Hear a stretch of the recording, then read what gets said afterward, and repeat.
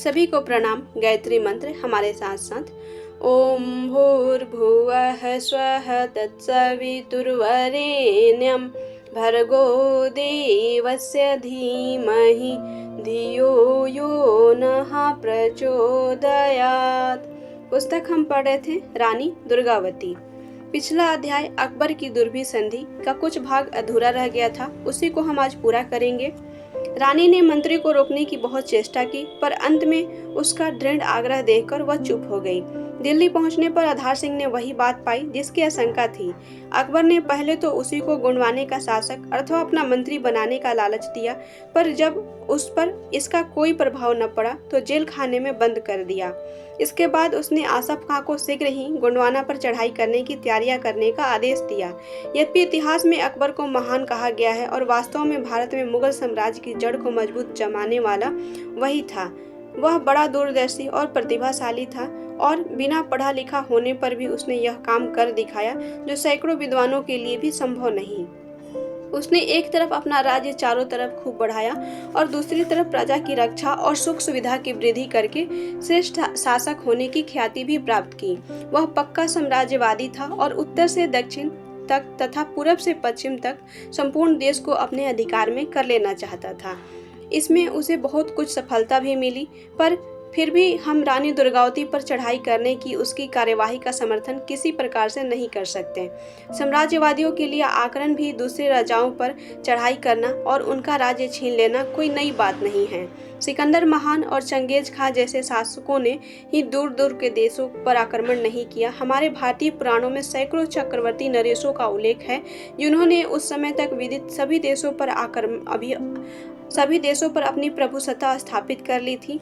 इसका आशय यही निकलता है कि साम्राज्यवाद एक प्रकार का अभिशाप है जो लाखों निर्दोष लोगों का संहार कर डालता है और लाखों का ही घर बार नष्ट करके उन्हें पथ का भिखारी बना देता है।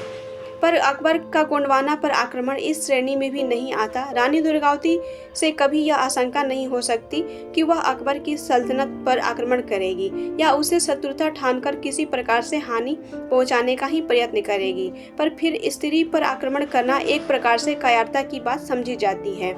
दुर्गावती एक ऐसे प्रदेश में पड़ी हुई थी जो अर्ध सभ्य मनुष्यों का निवास स्थान समझा जाता था। दिल्ली आगरा जैसे सभ्यता के केंद्रों से बहुत दूर था।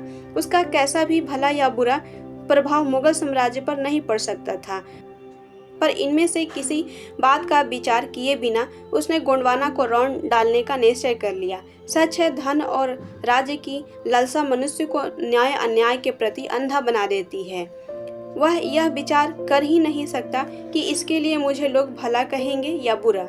लोभ उसकी आंखों पर ऐसी पट्टी बांध देता है कि उसे सिवाय अपनी लालसा पूर्ति के और कोई बात दिखाई ही नहीं देती। पर इस प्रकार का आचरण और आदर्श मनुष्य को कभी अस्थायी रूप से लाभदायक नहीं हो सकता। उसका दूषित प्रभाव दूर दूर तक पड़ता है और सबके लिए धरे पर पानी फेर देता है। इस प्रकार के मामले में प्रायः जैसी करनी वैसी भरने की कहावत ही चरितार्थ होती दिखाई पड़ती है। राज्य के लोभ से ही अकबर के इकलौते बेटे जहांगीर ने विद्रोह किया। जहांगीर के बेटे खुर्रम ने और भी अधिक उत्पात मचाया और औरंगजेब ने तो राज्य पाने के लिए तीनों भाइयों का सिर काट बाप को भी 7 वर्ष कैद रखा। कुछ लोगों ने लिखा है कि अकबर को किसी ने श्राप दिया था कि तुम्हारे समस्त आगामी वंशज एक दूसरे के शत्रु होंगे, पर हमारी मान्यता तो यही है कि हम स्वयं जैसा आचरण करेंगे वैसे ही संस्कार हमारी आगामी पीढ़ियों के भी बनेंगे। रानी दुर्गावती पर आक्रमण करने का कोई कारण न होते हुए केवल इस भावना से चढ़ दौड़ना कि हमारी शक्ति और साधनों का वह मुकाबला कर ही नहीं सकेगी, तो उसे लूटा मारा क्यों न जाए। उच्चता और श्रेष्ठता का प्रमाण नहीं माना जा सकता। यूं तो डाकू दल भी अपनी संगठन शक्ति और अस्त्र शस्त्रों के बल पर चाहे जिसको लूटते मारते हैं और अपने को बड़ा बहादुर ख्याल करते हैं, पर कभी किसी डाकू का अंत अच्छा हुआ हो यह आज तक नहीं सुना गया।